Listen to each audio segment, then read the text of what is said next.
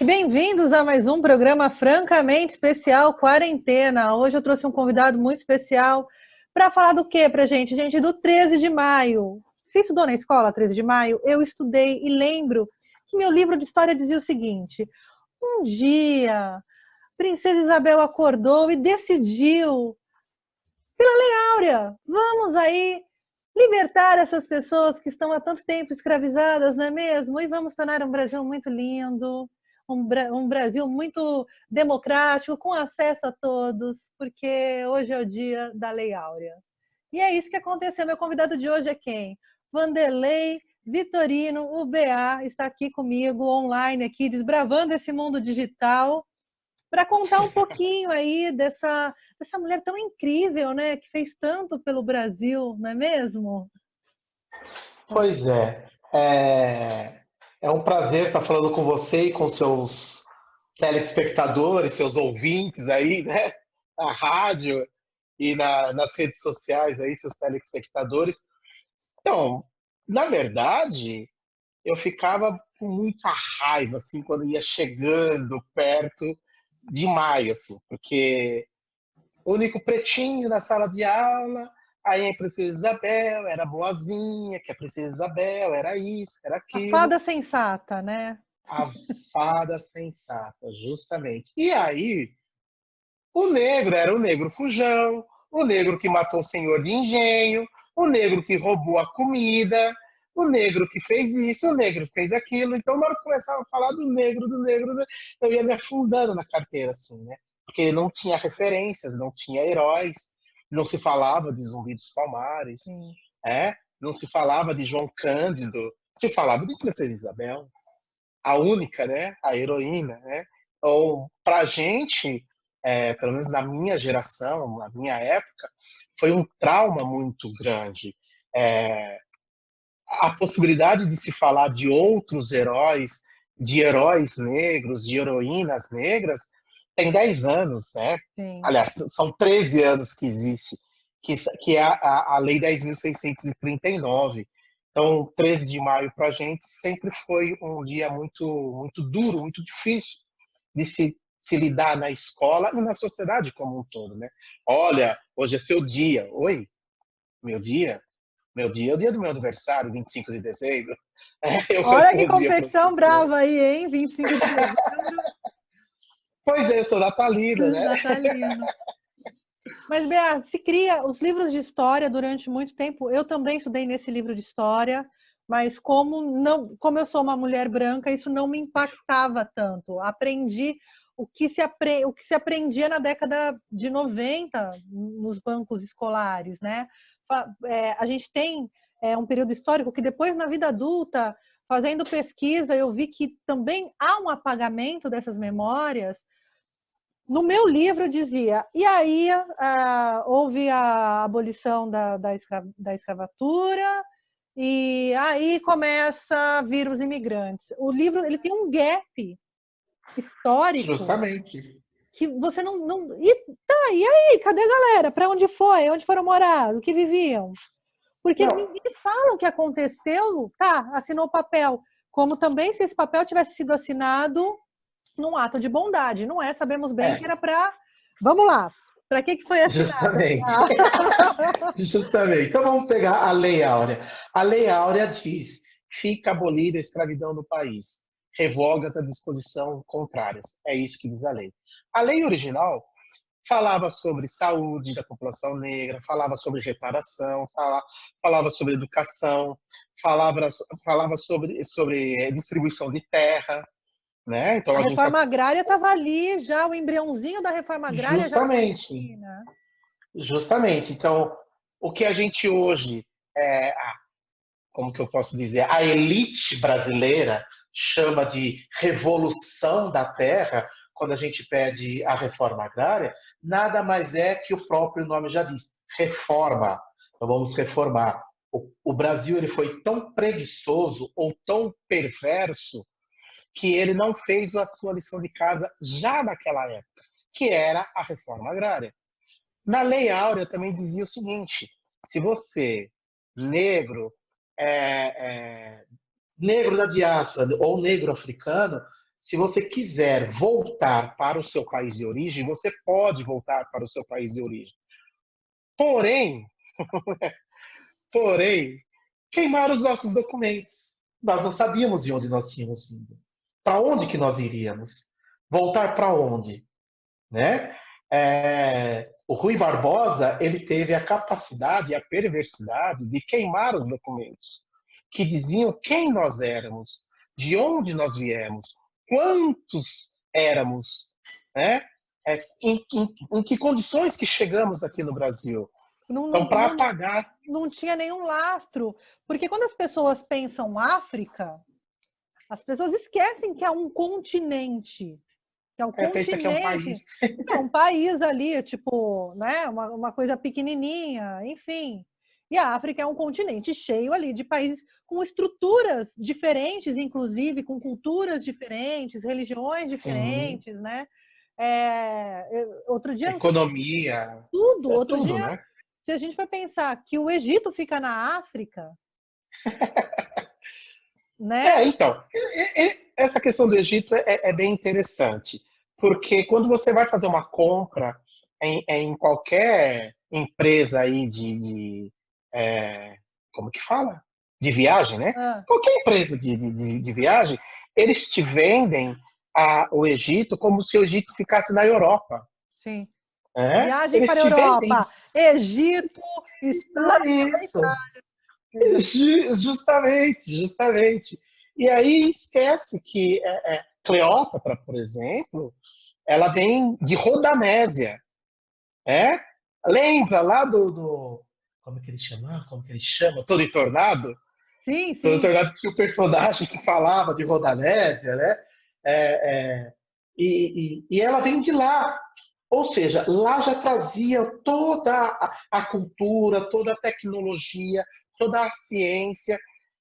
Hoje, o que a gente conhece por camisinha de Vênus, por exemplo, ela foi pensada no período da Cleópatra. Olha que louco, né?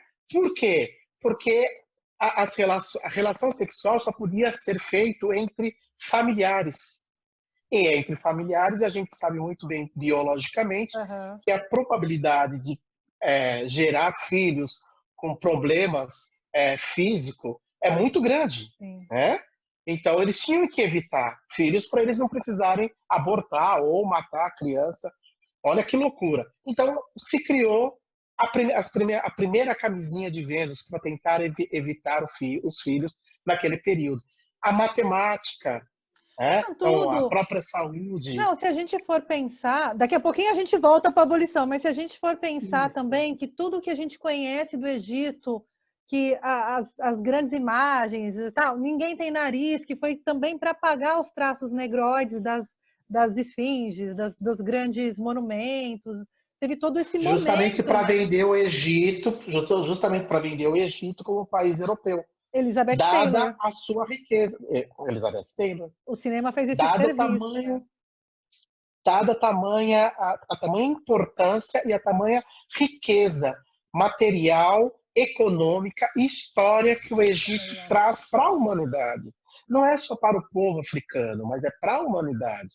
Né? Então, isso se traduz em todo o preconceito que existe diante da cultura negra. Então, várias outras etnias e sociedades espalhadas pelo continente africano é que possibilitou o Egito ter as pirâmides do Egito. Porque da onde surgiu as pirâmides? Foram os negros que construíram. Sim. Com toda a tecnologia, toda a sabedoria que eles tinham. Né? Que eles trouxeram de outras regiões de África, do continente africano, levaram alguns escravizados, outros contratados para estarem lá e depois mortos. E aí a gente vai entrar numa outra discussão das diversas civilizações do Egito, né?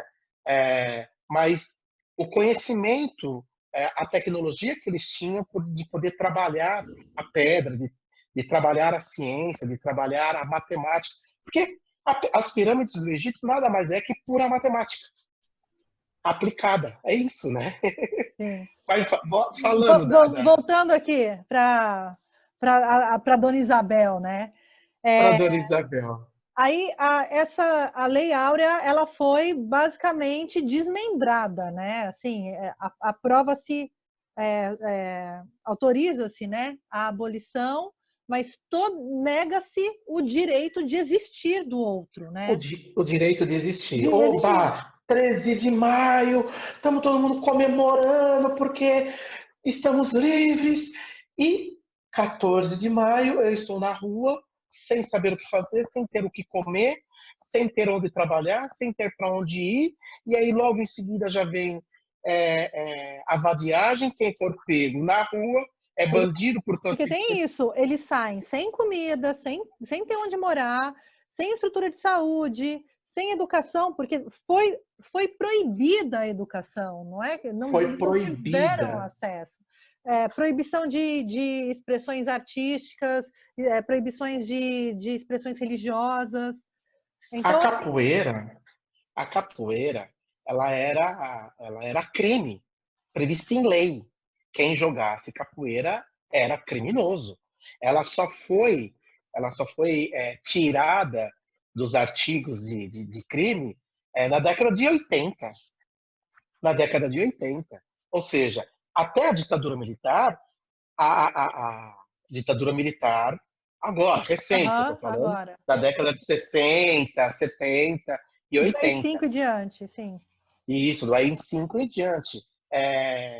A capoeira era discriminada, era crime você jogar capoeira. Hoje é patrimônio histórico mundial. Então, olha a importância que nós temos, mas é uma cultura, é uma arte, é uma dança, é uma luta do povo negro. Então, tudo que vem do negro ou tudo que vem de África não presta. Então, 13 de maio, Princesa Isabel assina a Lei Áurea, 14 de maio, eu não tenho o que fazer, não tenho para onde ir, e ao longo do período, ao longo do tempo, é, são construídos diversas leis, diversos mecanismos e ferramentas para não incluir o negro. E aí eu costumo dizer o seguinte: nós estamos numa cidade tida como colônia italiana, né? E é mesmo, tem muitos italianos. O povo italiano veio para cá, ajudou a construir a nossa cidade, tem que dar parabéns para eles. Agora, eles chegaram aqui. Primeiro, eles chegaram no Brasil como? De navio, que foram construídos por negros. Eles chegaram até Santos. De Santos, eles foram espalhados para o resto do Brasil. De que forma? De trem. Quem que construiu as linhas férreas? Então, como que você apaga a história do negro? Então, os brancos italianos que chegaram aqui em Jundiaí, chegaram pela linha férrea, que Sim. foram construídos por negros. É que houve um período de um projeto de eugenia mesmo, né? Justamente. Essa abolição, ela estava num contexto mundial, né? Já existia esse contexto da mão de obra escrava no mundo, de libertar mesmo. Teve Inglaterra, Estados Unidos, enfim. O Brasil foi um dos últimos, né? A abrir mão Não, e dessa. foi o Foi o último. último mesmo. Foi Eu o ia último. E amenizar um outro. pouquinho. Não, e tem outro detalhe. Jundiaí, se você pegar geograficamente Jundiaí ele ia até Sousa, ia até Hortolândia. Sim. Estou falando Pegava Campinas, para Campinas. além de Campinas, toda essa região aqui, tudo Era era Jundiaí. Jundiaí. A última região a abolir a escravidão no Brasil foi a região de Jundiaí. Temos isso ainda aqui na nossa cidade, né? Temos isso na nossa cidade. E a gente tem ali, além né, de toda essa legislação que impedia de qualquer negro participar da sociedade. Porque daí a gente tem que lembrar que a gente tem um contexto de saneamento básico, de moradia, de alimentação, de participação enquanto cidadão nas decisões da cidade, enfim, esse cenário não existia, né? Aí vem o discurso de eugenia, que foi um discurso comprado pelo governo brasileiro também, né? E aí vão lá na Itália, que ainda não era unificada, trazer mão de obra e também trazer o quê? Gente clarinha para dar uma Porque nisso a miscigenação já acontecia. As O relações objetivo, já aconteciam, né? o objetivo era justamente esse, embranquecer, era um projeto de 100 anos, de 1888, com a abolição, até 1988, o projeto de 100 anos, o Brasil seria totalmente branco. Então, esse era o projeto, que ele foi se perdendo ao longo do período, desse período. Ele ganha força novamente na década de 60, né, com com a ditadura militar, aquela coisa toda. Mas a ditadura militar ela dá um outro viés para a questão política, no sentido de apagar mesmo. Não vamos nem discutir essas questões. Vamos deixar eles na invisibilidade, eles vão morrendo aos poucos e acabou. Mas tem um grupo muito forte ainda na sociedade que na década de 80 ele resgata a eugenia. E para colocar em prática e para mostrar que aquilo era belo, que aquilo era bonito, a relação da Xuxa com o Pelé exposta o rei e a rainha, né? Sim. Então eu ligava a televisão, eu queria ser a Xuxa, cabelo liso, cabelo loiro, eu não tinha referência. Olha um casal bonito, olha que um casal miscigenado. Então, mas porque também o Pelé, ele ascendeu a sociedade, ele era um cara que tinha grana, tinha visibilidade, sim, porque era o único lugar, não era o único lugar, mas era um lugar onde o negro conseguia se colocar e acessar os espaços que não eram para ele, que não eram tidos como espaços adequados, né, para que um negro transitasse. Né? Você está coberta de razão. É justamente isso. Era Então, no esporte e na arte, né? Porque você tinha o Oscarito ali, você tinha uma ou outra figura inserida, né, na cultura, no esporte nacional, né? aí você não tinha acesso à educação, então você não conseguia ascender, mas você tinha acesso à palhaçada, por exemplo. Sim. Via Né? coisa O Grande caricata, né? Otelo.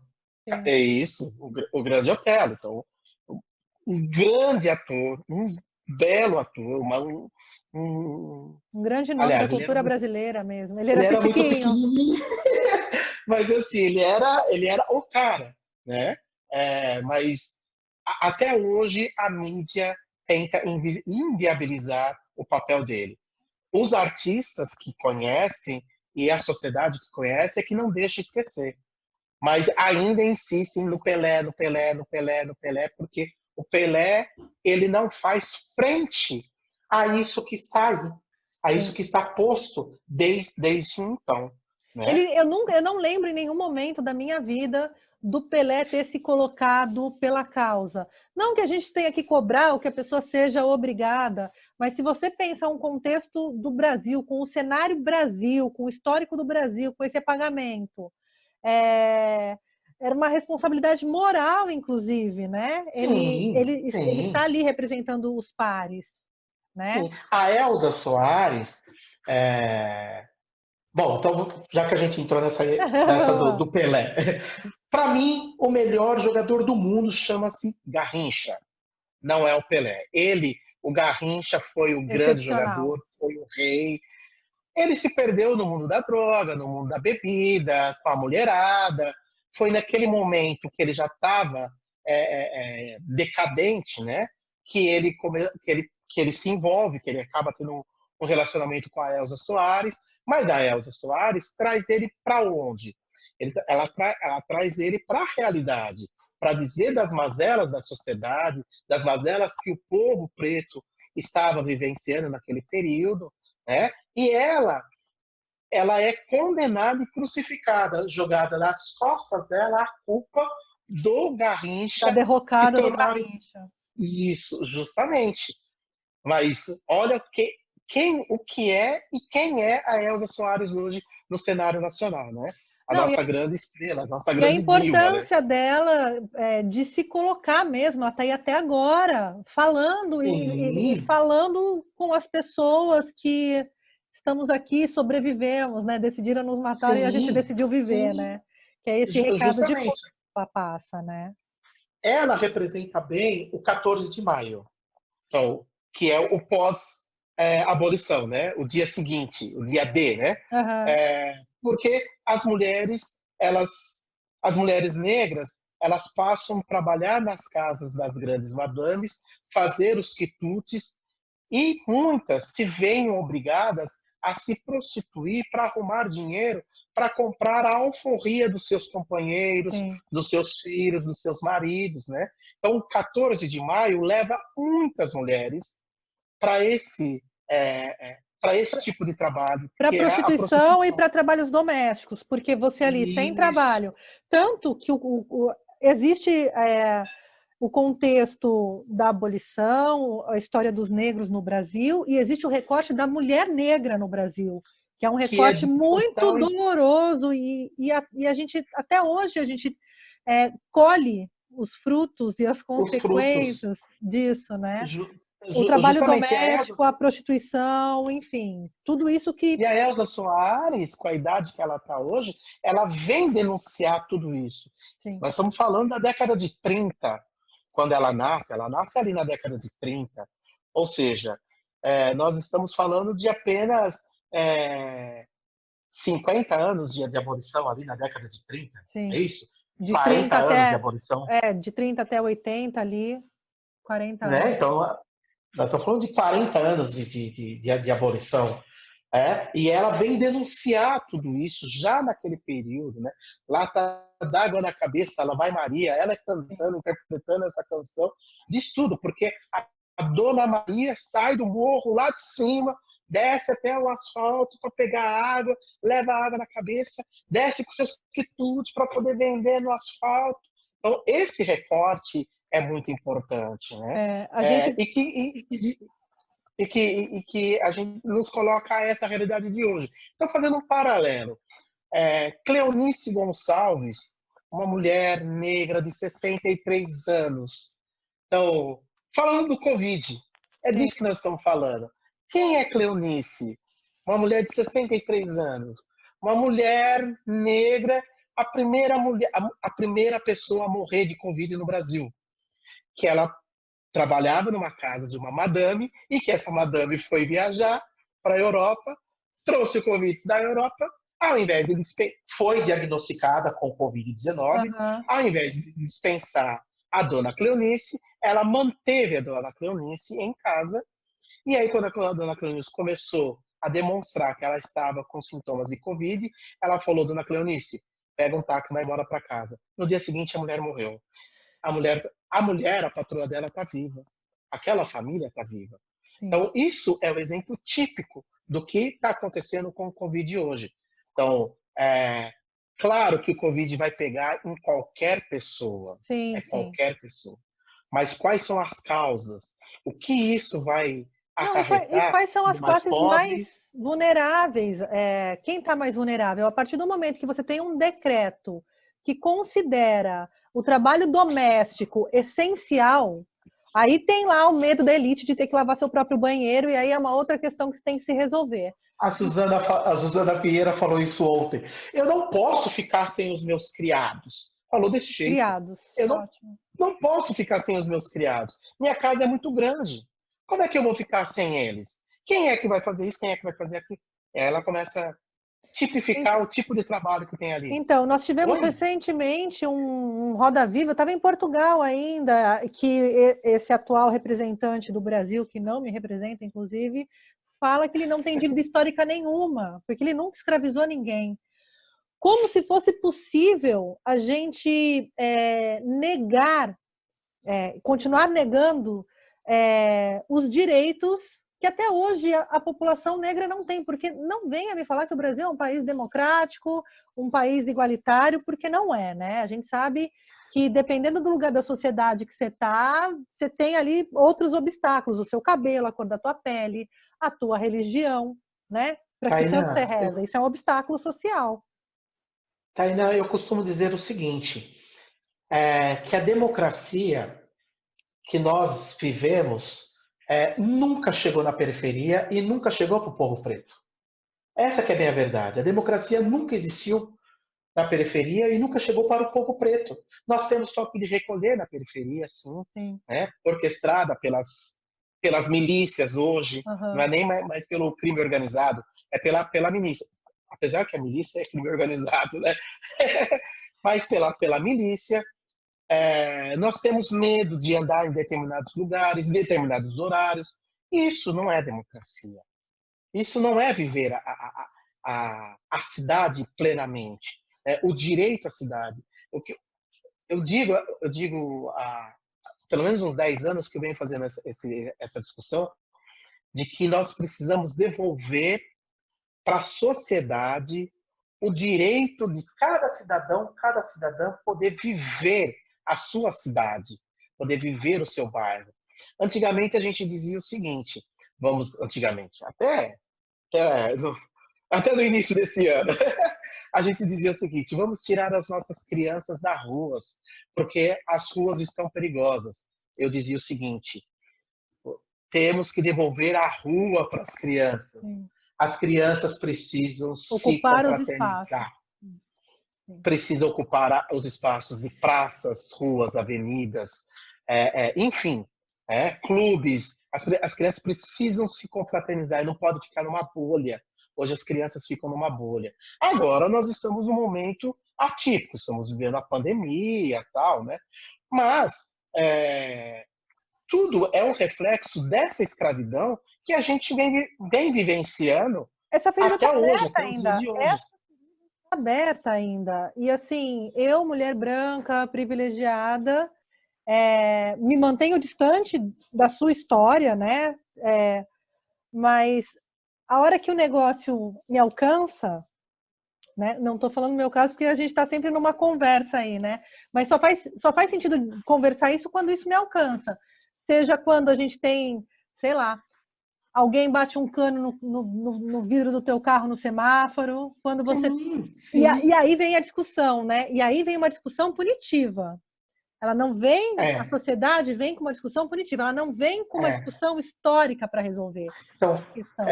fazendo essa comparação de pós-abolição, logo o dia seguinte, o 14 de maio, com o que está acontecendo agora. Lá no 14 de maio, então, o negro passa a ser pedinte. Ele Sim. passa a pedir comida, passa a pedir dinheiro para poder comer, passa a pedir.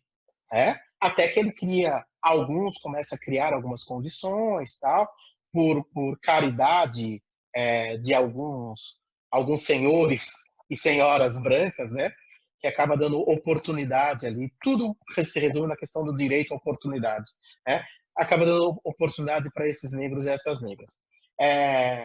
Hoje, então, pós-Covid, hoje eu tive que sair de casa para ir até a farmácia. Parei no semáforo e tinha dois artistas de rua, aqueles que ficam no semáforo, Uhum. né?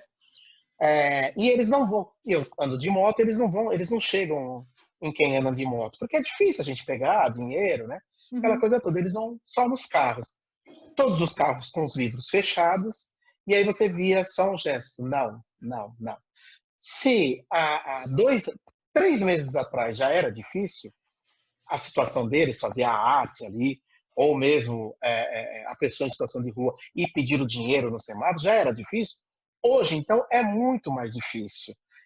Então, fazendo mais uma comparação pós-abolição. Então, a gente pega as mazelas do povo negro quando ele passa a subir o morro e ele desce os morros, as encostas, e constrói as suas favelas e desce então para os morros para poder pedir dinheiro. Todas as casas são fechadas, as portas são Uhum. batidas nas caras, né? Hoje, com o Covid-19, esse é o mesmo retrato, só que é esse mesmo povo que lá, pós-abolição, que vão sofrer todas essas mazelas. As mesmas pessoas ainda Porque estão na rua, né? Eles não saíram, as as mesmas gerações pessoas. passaram e essas pessoas ainda estão na rua fazendo. E eles vão ser culpados.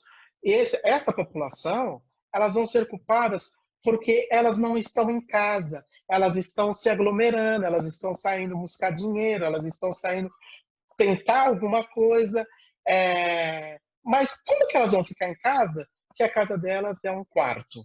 E nesse quarto moram 10 pessoas. Sim. Sim, sem E não saneamento. tem o que comer. A gente tem uma... para a gente trazer, né, essa reflexão, é muito importante a gente olhar como a nossa sociedade é estruturada hoje, né? Como as periferias são estruturadas hoje, como se Sim, não tenha dá a dúvida. nossa relação quando você está num lugar onde o médico está te atendendo. Se você está num lugar e um médico está te atendendo é negro e você se surpreende, é porque a sociedade ainda está muito atrasada para resolver essa questão, né? E aí eu fico Ou imaginando, você se recusa a ser atendida por esse médico. eu nem tô falando de racismo. Nem tô falando do racismo que cada pessoa carrega em si, tô falando mesmo de você se surpreender quando um Essa negro surpresa, né? atende, né? Ah, é médico, ó, é um médico negro. Não, ele é um médico, né? É. Eu lembro que quando eu fui fazer um documentário sobre os imigrantes e tive muita dificuldade de achar o que aconteceu depois da abolição, né?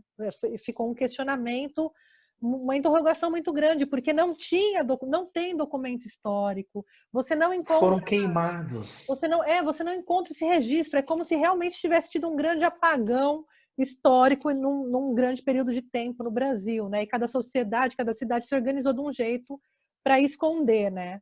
E não foi nem por vergonha, não, foi por mau caratismo mesmo, para que, né? Sim, E sim. eu lembro que a Marília, que ela era diretora do Museu do Imigrante na época, ela falava assim para mim: Tainã, pensa, quase 400 anos de escravidão. Imagina a quantas gerações o sonho foi negado. Não é só a liberdade, é o sonho de existir foi negado, O né? sonho de existir. Como que isso você simplesmente, ok, vocês estão livres, essa pessoa não tem referência de existência, não tem referência de vida, não tem referência de liberdade, não tem referência de nada. Olha, eu costumo brincar com os meus amigos que têm outra nacionalidade, quando eles vão pedir, vou pedir minha cidadania italiana, vou pedir minha cidadania portuguesa, a espanhola, que legal, né? Eu fico ouvindo, e sempre tem um que fala, e você, BA? Então, né? Rui Barbosa queimou meus documentos, eu vou voltar para a África como? Mas você não é negro. Como que eu não sou negro, pelo amor de Porque Deus? como se fosse um elogio, você não é É negro, como se isso... isso, é. Ai, nossa, mas tipo aquele comentáriozinho mulata tipo exportação, né? Que era mulata com os traços Isso, finos, justamente. que é onde É te assim, eu não tenho raiz. Eu conheço até o meu bisavô, por parte do meu pai. Eu conheço até meu bisavô. Depois disso eu não sei mais quem é. Eu não tenho história. Ninguém da minha família consegue chegar para além disso. Então, isso é muito triste. Porque. Então, vamos falar da saúde. Se você vai ao médico hoje, um médico decente, ele vai dizer para você assim: qual é o seu histórico? A sua mãe tem tal doença? Seu pai tem tal doença? Os seus avós? Né? Ele vai fazendo um histórico para Uhum. poder chegar até você. Ele precisa disso para poder entender o que você está passando hoje. Eu não sei o meu histórico. Então eu posso falar do meu pai e do meu avô. Nem do meu bisavô eu posso falar na área da saúde. Eu posso falar do meu avô, o pai do meu pai. Para além disso, eu não posso falar. Mas, Olha que Bea, triste. eu tenho amigas eu tô com 38, da minha idade, que agora se descobriram negras. Agora. Porque elas não se enxergavam. Porque a vida inteira foi alisando o cabelo. Uma Nunca amiga é minha falou, tarde. ela falou assim, o cheiro da minha infância é cheiro de cabelo queimado. Olha que E ela triste. assim, a minha mãe, para nos proteger, falava que a gente tinha descendente Moreninha. de índio. Não, de índio. Que é mais morena, de Olha. cabelo liso, sabe? Ah, Assim. Só que aí ela foi entender a história da mãe, entender a história da avó, o quanto essas mulheres sofreram e o quanto elas se negaram a ser quem são, negaram a própria identidade, a própria cultura, a própria religião para proteger os filhos. A gente vê sim. 2019, 2020 um monte de terreiro sendo invadido, quebrado, queimado. A gente vê que tem uma força muito. Para apagar a nossa história. E Para as apagar conquistas. tudo isso. Mas, para apagar tudo isso. Você quer um detalhe mais grave ainda? Você falou a questão dos terreiros.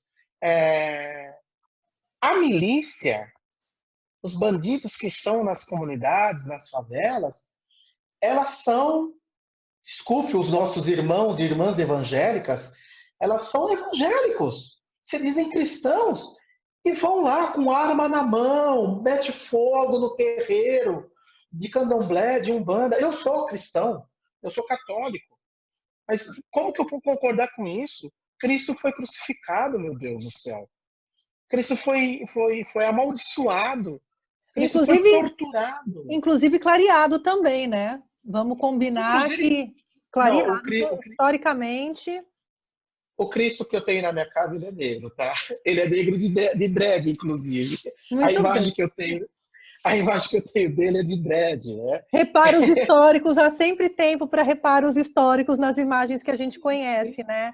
Porque todos os Mas heróis assim, do Brasil, eles se assemelharam Tiradentes. Quando você pensa na figura de Tiradentes, vem um Jesus Cristo. Eu até não sabia qual era outro, porque, né? quando Do criança se corpo aí, confundia, né? vamos aí que é a mesma pessoa, né? Coitado, Ana Cruz, agora decepado aí em praça pública. Né? Era uma confusão, né? Mas é porque a história ela foi fazendo com que esses mares fossem se branqueando, fossem, né, virando caucasianos, né? Assim. Virando caucasiano. É bem isso mesmo, é bem isso mesmo. É, eu falo para as pessoas o seguinte: a gente não vai mais retroceder. Vocês podem vir com seus preconceitos, vocês podem vir com seus racismos, vocês podem vir com as suas intolerâncias. O povo negro, o povo preto, o povo da periferia não vai mais retroceder, não vai mais aceitar menos. Ou seja, é daqui para frente. A gente não quer eliminar ninguém, a gente quer poder viver com qualidade de vida, com dignidade, né? Poder entrar numa universidade. Olha o exemplo agora do Enem. Então, vamos fazer o Enem. Beleza, é uma conquista do povo brasileiro, da juventude brasileira, num período de um governo que estava num processo da democracia participativa, que é Sim. o governo Lula. Eu não tenho problema nenhum de falar, com todos os problemas que eu tenho com o governo Lula, mas foi o melhor governo. Eu não sou lulista, eu não sou do PT, mas Há foi de o se melhor governo que nós reconhecer, tivemos. temos que Sim, reconhecer aí esses sim, movimentos de inclusão fez, social que foi feito, sim, né? fez o ProUni. Agora, quem é que vai prestar o Enem esse ano? É só quem tem condições de pagar cursinho online. Agora, o menino, a menina que está lá na periferia, que mora num quarto, com 10 Não, pessoas, não, isso assim, mesmo que 70% da população de classe D e E não tem acesso à internet, não tem sequer é isso, saneamento básico. Então, quando você mesmo que fala, ele fique na tenha, sua casa estudando, isso não é uma condição para todos, é para poucos, é para um pequeno Brasil. Um pequeno mesmo que ele Brasil tenha branco. internet, mesmo que ele tenha internet na casa dele, como que ele vai ter condições de se trancar num quarto ou num espaço só dele para É. poder estudar 4 ou 5 horas por dia? Não tem condições, sabe? Então, meu Deus do céu, coloquem a mão na cabeça, gente. Olha o que esse governo racista, esse governo, não tenho nem adjetivo para Então, descrever. o que eu falo é as pessoas falam, viu? Tá vendo como não virou ditadura? Tá vendo como não é nazista? Tá vendo? E eu falo, gente, esses movimentos, eles não é de um dia para a noite que tem tanque na rua. Vai tirando direito a direito, um a um, sem Sim, ninguém perceber. E como o racismo é praticado? Nesse caso, com o Enem, que foi um ato extremamente antidemocrático e racista, sim, porque a gente sabe que a sim. população periférica vai ter mais dificuldade em entrar numa universidade pública, entrar numa universidade, não, ano que vem presta. A realidade de muita gente não vai dar para o ano que vem prestar, porque essa galera vai estar no mercado, vai ter que estar trabalhando. É uma O outra ano que vem é realidade, tarde. né? Então, assim, é nos pequenos detalhes, é não adiando uma prova que a gente vê como o racismo opera e como os direitos são tirados das pessoas. E como os direitos são tirados. E a Covid-19, ela chega no Brasil para escancarar essa diferença. A diferença do pobre para o rico, a diferença do preto pobre para o rico, né? Então, hoje, a elite brasileira, ela já arrumou a casa dela, ela já tem os hospitais, já tem os respiradores. Nós, povo pobre e da periferia e povo preto, nós não temos. Vai lá no São Vicente. Então, o São Vicente está lotado, não pela conta do Covid, porque ele sempre esteve lotado. Para mim, é o melhor hospital. Acho que eu já falei isso em algum momento para você. Eu não tenho convênio médico, não vou ter convênio médico. O meu convênio médico chama Sistema Único de Saúde. Vamos E eu defender o brigo SUS, vamos sempre, até a morte. justamente. Literalmente E, até a morte. eu brigo por ele, para ele existir, para ele ser de qualidade para todo mundo. Quando eu preciso, eu vou para o São Vicente. São Vicente é lotado, sim. E agora ele vai ficar mais lotado com o Covid. É isso que as pessoas precisam entender. Se você pegar as minhas postagens nas minhas redes sociais, as minhas falas por aí, eu fiquem em casa, mas eu tenho consciência que tem gente na periferia que não dá para ficar em casa. Então, se protejam. Se vocês não conseguem ficar em casa por esse ou por aquele motivo, se protejam. Porque se vocês caírem no hospital, não vai ter respirador para vocês. Mesmo Vocês porque vão morrer. já tem estados adotando políticas de escolher quem vive e quem morre, né?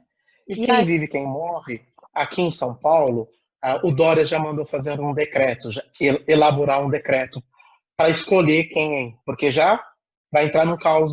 Daqui 10 a 15 dias, o estado de São Paulo entra no caos. Então, o Dória já mandou fazer um decreto, produzir um decreto ali. Se precisar, ele já tem um decreto na manga aí para poder apresentar.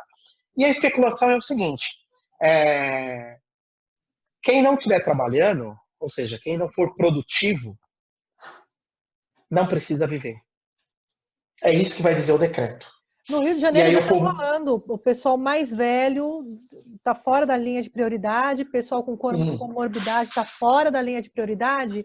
E aí, voltando lá ao país que carrega dentro de si ainda aquele resquício de eugenia, decide como? Da escravidão, 120 anos. Aí a pessoa fala assim, né? não, tem uma pessoa negra e uma pessoa branca. Só que o jovem é negro e o branco é banqueiro. Você vai optar pelo mais velho? Ou você, né? Quem que você descarta? Porque a gente está nesse momento de lacear os nossos limites éticos e morais e definir quem fica vivo, quem fica e quem morre. Eu disse o seguinte em 2016, quando houve o golpe. Nós vivemos o golpe, né? Passamos por um golpe agora em 2016. Isso ficou muito nítido ao longo do tempo. Cada vez mais, inclusive, né? O jogo político... Em 2016 já estava nítido, agora ficou escancarado. Sim. Que houve um golpe. Então, desde 2016, eu estou dizendo o seguinte: o golpe veio para escancarar de vez as desigualdades sociais e raciais que existem no país. Ponto. O Covid, ele veio confirmar tudo aquilo que já foi dito lá atrás. Ele está confirmando. Ou seja, ele está oficializando aquilo que eles já vinham praticando ao longo desse período. Democracia nunca existiu na periferia, nunca existiu para o povo preto. Então, nós vivemos um período de ditadura militar, entramos numa democracia com a Constituição Cidadã, beleza, foi importante e é de extrema importância a nossa Constituição de 88, né? Ela só precisa ser aplicada de fato. Com a vitória do governo Lula em 2002, assumindo em 2003, inicia-se uma virada de organização da sociedade. Até 2002, a gente vive uma democracia representativa. 2003 inicia-se, então, uma democracia participativa. Ela estava num processo ainda de construção, que ela foi interrompida em 2016. Agora ela já não existe mais. Nenhuma das duas democracias já não existe mais. Nem a representativa nem a participativa. Tanto que uma das primeiras ações foi enfraquecer os conselhos de participação da sociedade civil, né? Os conselhos foram enfraquecidos bem no início dessa gestão. Todo o conselho com participação da sociedade ele foi enfraquecido. Sim, não só enfraquecido, e muitos foram cancelados. Não existe mais conselho. Né? Olha aí o nosso Ministério de Cultura. A gente tinha Gilberto Gil como ministro da Cultura. Hoje nós temos a namoradinha do Brasil. Olha, sabe, eu falei outro dia, Bel, uma coisa. Eu sou da área da cultura, então o meu horizonte é 2021, 2022 agora, né? Não sei como eu vou sobreviver até lá, vou ter que dar uma reinventada aqui, né? Somos dois então, viu? Para sobreviver até lá. Mas eu tô achando que é até bom a gente ter esse ato da cultura brasileira institucional mesmo, né? Porque imagina que registro cafona que a gente ia ter para um futuro. Olha as expressões artísticas de 2020, 2019, durante o governo, entendeu? Só pelo aquele teatrinho com o caixão que fizeram aí esses dias, não sei se você viu. Você viu aquilo? Que absurdo. Então, assim, ainda bem que a cultura estatal não está se expressando. As manifestações ainda estão vindo da cultura popular, né? Que aí tem uma distância, enfim. Mas até acho que a gente vai ficar com poucos registros dessa coisa horrorosa que a gente está vivendo, né? Aí nós tivemos o Alvin. Aí o Alvin eu conheço por conta da Juliana Galdino. Juliana Galdino, uma grande amiga. Aí teve um problema com o Sidney, um outro amigo, um artista, né? Um ator, teve um problema, um ator negro, inclusive, me ligou e falou: Bea, você viu o que a Juliana escreveu? Eu falei: não, ela não pode ter escrito isso. Ela falou, eu não vou reproduzir porque foi num texto, mas ela falou absurdos da questão racial, sabe? De uma maneira muito, muito perversa. O Alvin ainda nem se cogitava ser secretário de cultura. Aí eu liguei para ela: Juliana, tá acontecendo isso, não é possível. Não, Bea, não foi nada disso que aconteceu, tá? Não, beleza, Juliana, mas vamos se falando. Olha, tá aqui o telefone do Sidney, que você me pediu, porque ela me pediu o telefone dele, que ela queria se desculpar com ele. Passei o telefone dele para ela, tal, aquela coisa toda. Logo depois, o Alvin como secretário. Não, aí eu desconjurei. Eu só mandei uma mensagem para ela dizendo: não estou acreditando. Ponto. Não falei mais com ela. Porque ela estava concordando com tudo que o marido dela estava fazendo, com tudo que o marido dela fez. Aquele discurso nazista que ele fez, foi o último discurso que ele fez. Sim. E aí veio. Então, assim, é um projeto. É um projeto. Muito mais delicado e cheio de nuances do que simplesmente, olha, agora é ditadura militar, agora. Enfim. Eles querem retomar, a verdade é bem essa. Eles querem retomar a famosa Casa Grande. E querem nos colocar, e aí colocar todos, preto, pobre e quem não concorda com eles, dentro da senzala. Só que eles esquecem que quem viveu na senzala botava fogo na Casa Grande. E nós vamos colocar fogo na Casa Grande. Nós não vamos nos calar, como ele falou para os jornalistas. Calar a boca, nós não vamos nos calar. Não, ninguém cala a boca, ninguém volta para Mário, ninguém volta para a senzala. Não tem Se eles estão pensando que vão nos colocar na senzala, eles estão muito enganados. Porque o povo pobre, preto e todos os outros povos que não concordam com ele vai se unir, vai colocar fogo na Casa Grande. Isso não tenho dúvida. As coisas já estão começando. Elas só não estão na rua porque nós estamos vivendo um período muito delicado. Sim. E muito difícil para a sociedade brasileira. E a gente precisa respeitar esse momento. Nós não podemos ser inconsequentes, como eles estão sendo inconsequentes, né? de levar a doença, o vírus para qualquer canto. Eles que se arrisquem. Nós vamos ficar em casa para não ter problema. A gente tem que sempre trazer esse debate, porque a gente precisa trazer a sociedade para essa pauta, né? Não adianta ficar só em textão de Facebook, porque no dia a dia a gente está vendo, não teve nenhum decreto proibindo a população negra de fazer isso ou aquilo, mas há decretos que limitam o acesso da população negra à República, à existência na República O Brasileira. acesso, o O acesso, acesso ao né? mínimo. Acesso às políticas públicas, porque o Enem é uma política pública. Sim, o Enem é uma política Então pública. você tá negando um direito de uma grande parcela da sociedade, não é uma minoria, né? Então, vai atingir mais a população negra, periférica, sim. Mas lá também tem brancos que vão ser atingidos. Ou seja, todo pobre vai ser atingido. Sim. Porque mesmo que você não esteja, mesmo que você não esteja morando numa favela, numa comunidade, mas você mora num bairro muito simples, aonde na sua casa tem 4 ou 5 pessoas, que é pouco, mas só tem um quarto. Tem um quarto, uma sala e um banheiro. Como é que você vai estudar? E você não tem acesso à internet. Não tem, é difícil, porque a gente tem ali a parte material, a parte emocional, é um conjunto de coisas que faz com que a pessoa tenha a tranquilidade, né, de sentar e estudar, né? E Hoje eu vi uma reportagem de um menino de 17 anos falando do Enem e tal, né? Que como ele estava estudando, então ele estudou num cursinho privado e que no início foi difícil se adaptar, mas aí ele foi seguindo as orientações dos professores de que então ele tinha que manter a rotina dele diária. Então tinha que acordar de manhã, tomar o banho dele, o café dele, se arrumar como se ele fosse para o cursinho, né? E aí ligar.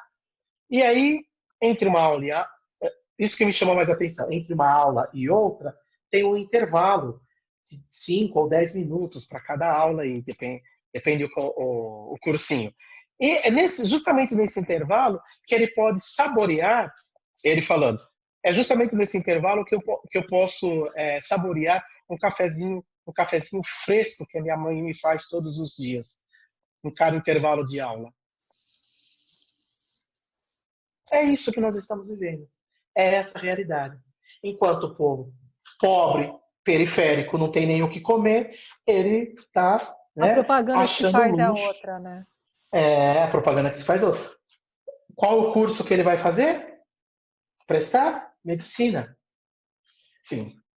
Ele poderia prestar qualquer curso, mas a medicina é bem emblemático, né? Porque nós sabemos o que está representando, infelizmente, o que está representando essa juventude que está entrando nos cursos de medicina e o que estão saindo. Estão saindo verdadeiros doutrinadores, ou os fascistas estão saindo dos cursos de medicina. Resguardada as devidas proporções, não são todos, mas, infelizmente, uma grande parcela desses estudantes que estão se tornando médicos hoje estão representando o que é de pior no capitalismo. O que há de pior no capitalismo. É a vida Eu como não olho mercadoria, né? E, justamente, vê a vida como mercadoria. E aí a gente não se vê. O povo preto não se vê lá, não se enxerga lá. O povo pobre não se vê, não se enxerga lá. O povo periférico não se vê, não se enxerga lá. A gente vê quem? Só a elite brasileira. Por isso que o Enem precisa ser cancelado.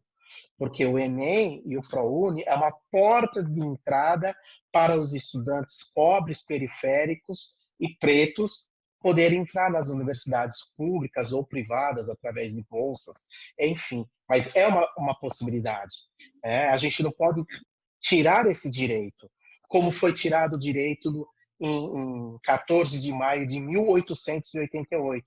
Então, assina-se a Lei Áurea num dia, no dia seguinte você não tem o que fazer, não tem para onde ir, não tem o que comer, não tem casa, não tem mais nada, né?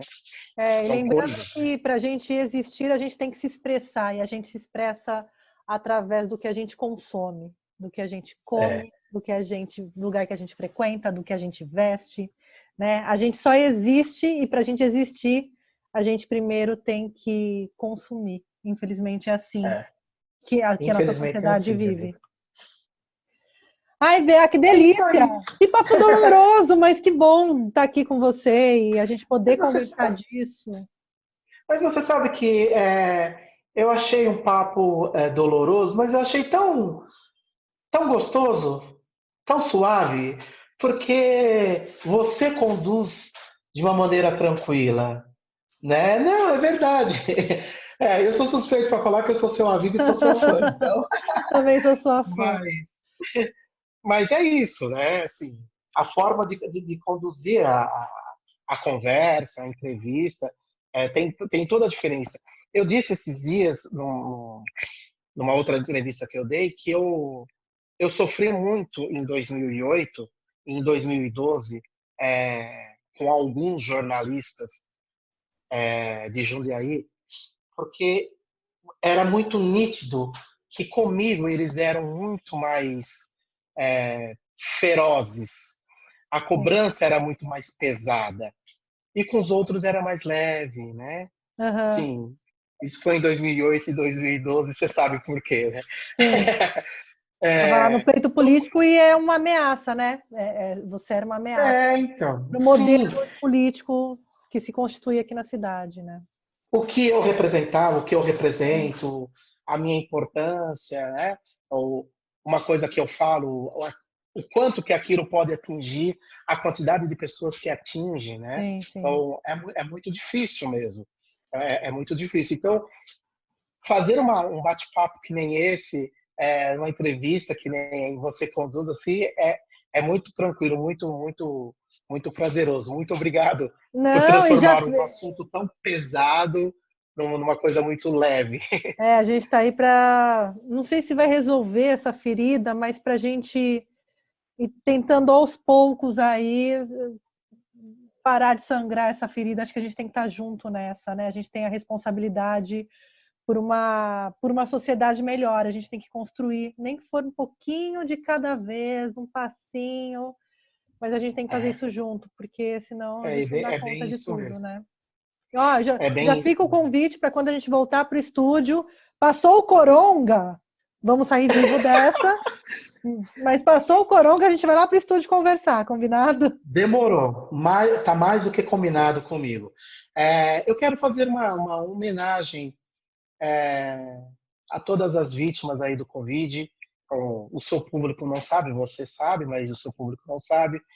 Minha mãe, no dia 12 de março, foi para o São Vicente, como eu disse, nós não temos Antes da convênio, quarentena, né? né? Foi antes da quarentena, Antes da inclusive. quarentena, ou seja, começou a se falar do Covid no dia 9 de março.